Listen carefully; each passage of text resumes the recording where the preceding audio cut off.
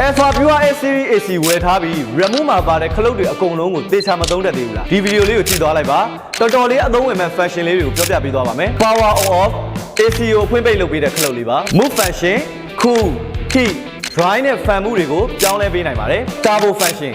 အခန်းထဲဝင်လာတာနဲ့အေးဓာတ်ကိုအမြန်ဆုံးရရှိဖို့အတွက်အေးစက်ကိုအားပြင်းနဲ့ချက်ချင်းအလုပ်လုပ်ပေးတဲ့မှုပါ Flat Air and Hair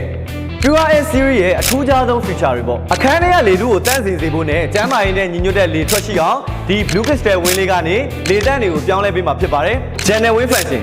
လေအေးတွေကိုပေါ်ဓာတ်ရိုက်တိုးတာမျိုးမဖြစ်ပဲနူးညံ့ပျော့ပြောင်းတဲ့လေကိုရရှိစေပါတယ် Fan and Swing Function အပေါ်အောက်ဘေးဘက်ညာလေလာရလမ်းကြောင်းတွေနဲ့ fan speed တွေကိုကိုကြိုက်တယ်လို့ချိန်ညှိနိုင်ပါတယ် Sleep Mode Function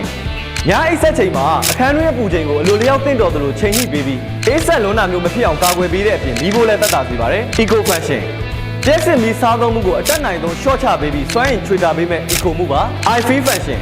ရမှုရှိရာပတ်ဝန်းကျင်ရဲ့အပူချိန်ကိုတိုင်းတာပြီး AC ကအဲ့နေရာရဲ့အပူချိန်တိုင်းအကောင်းဆုံးထိန်းညှိပေးပါတယ်ဒီလို smart ကြပြီးအသုံးဝင်တဲ့ function တွေနဲ့ Alpha Pure S Series AC ကိုတက်ဆင်ခြင်းနဲ့ဆိုရင်တော့နီးစပ်ရာ Alpha Electronic ရောင်းကိုယ်စားလှယ်ဆိုင်ကြီးတွေနဲ့စိုင်းငိမ်ကမုံဝင်တတိယထပ်က Alpha Store ကန်တော်လေးကမုံဝင်ဒုတိယထပ်က Alpha Store မြောက်ကလာ6ခွေမှတ်တိုင်နီးယာ Alpha Store တာကေတာဒေါဘုံမြို့နယ်ရ Alpha Store ကဘာကြီးဖျားလမ်းမပေါ် The Central Boulevard မှာဖွင့်လှစ်ထားတဲ့ Alpha Electronic Showroom ကြီးနဲ့ Alpha Electronic Facebook page တို့မှာဆက်သွယ်စုံစမ်းဝယ်ယူနိုင်ပါတယ်ခင်ဗျာအဆုံးထိကြည့်ရှုပေးတဲ့အတွက်ကျေးဇူးအများကြီးတင်ရှိပါတယ်ကျွန်တော်ကကိုဖုံးမှာနောက်ဗီဒီယိုမှာပြန်ဆုံပါမယ်